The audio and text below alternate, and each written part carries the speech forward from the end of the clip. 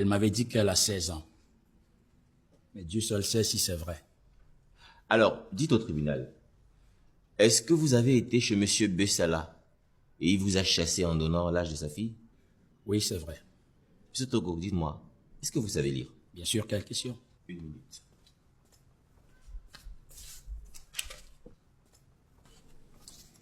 J'ai ici l'acte de naissance de la petite. Lisez, qu'est-ce qui est écrit?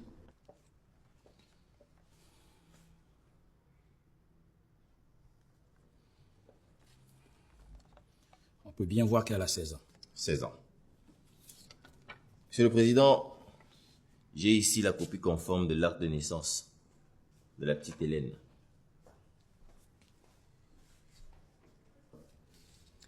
Monsieur Toko, combien avez-vous payé à votre soi-disant ami médecin? 30 000 francs.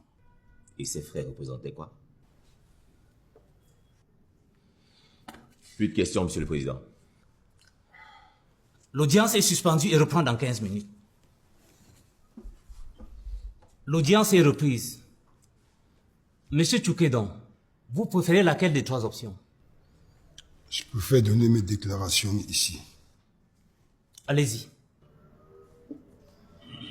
En fait, Monsieur le Président, je suis coupable.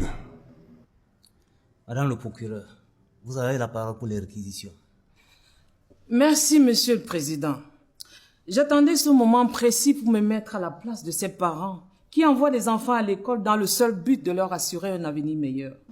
Sans compter qu'il existe ces autres inconscients qui, du fait de leur pouvoir financier, sont là pour désorienter ces pauvres enfants vers une vie mondaine. Oui, Monsieur le Président, vous avez devant vous ce que les jeunes filles appellent sugar daddy. Et de l'autre côté, ceux-là qui détruisent la vie en se faisant passer pour des médecins, alors que ce dernier n'est qu'un aide-soignant, qui d'ailleurs n'est rien.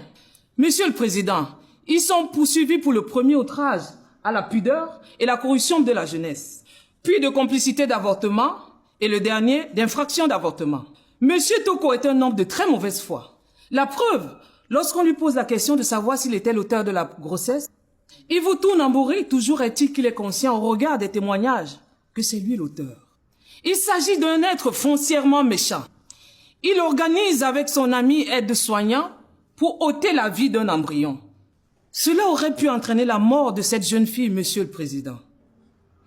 Nous requérons de la retenir dans les liens de la prévention, tel que spécifié en répression, condamner Monsieur Toko à 4 ans d'emprisonnement ferme et à 150 000 francs d'amende.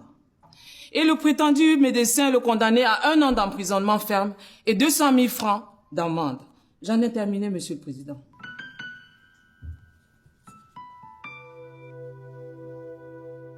Merci, Monsieur le Président. Vous avez là dans le box 2 personnages extrêmement dangereux pour la société qui ont trahi l'espoir de mon client, Monsieur Bessala, qui avait un rêve prometteur pour sa fille. Ce vieux Monsieur Toko de 56 ans, qui aurait pu être le père, voire même le grand-père de cette petite, l'a trompé avec un rêve dont se nourrissent tous les habitants de la cité capitale, s'envoler pour le Canada. Monsieur le Président, pour revenir aux faits, comme l'a dit le ministère public, il ne fait l'ombre d'aucun doute que M. Toko s'est présenté comme étant le petit ami de la fille de mon client, qu'il est aussi vrai qu'elle portait un ventre. Mais faut-il aller chercher loin pour savoir que M. Toko est l'auteur de cette grossesse interrompue et que la petite l'a fêlée affectueusement bébéto? Si vous doutez, moi je ne doute pas, Monsieur le Président. Parce que c'est ce M. Toko qui a amené cette petite chez son soi-disant médecin pour interrompre la grossesse et on a payé les frais. Monsieur le Président, le carnet de son soi-disant hôpital est produit dans le dossier pour la procédure. Il est signé de sa main d'écriture. Nous avons produit également le certificat médico-légal pour attester l'interruption de la grossesse. Monsieur le Président, les témoignages confirmant la présence de Sieur Toko autour de la petite sont constants. Vous voudrez bien vouloir le condamner pour les infractions qui sont mises à sa charge. Quant à l'autre, il a avoué avoir fait avorter la petite. Et il est d'autant plus dangereux parce que n'étant ni médecin, ni infirmier, ni accoucheur, il administre quand même un établissement hospitalier avec un agrément qu'il a loué. Monsieur le Président, vous voudrez bien vouloir le déclarer coupable avec la peine qui vous plaira de fixer et ordonner la fermeture immédiate de ce centre de santé sera justice. J'en ai terminé.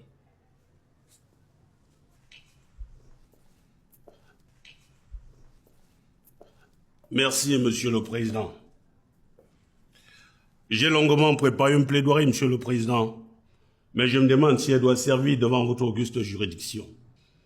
Un de mes enseignants à l'université traitait la victimologie comme la science qui étudiait les victimes. Votre honneur, comment sommes-nous arrivés là? Si cette jeune fille allait à l'école pour s'instruire, on n'en serait pas là.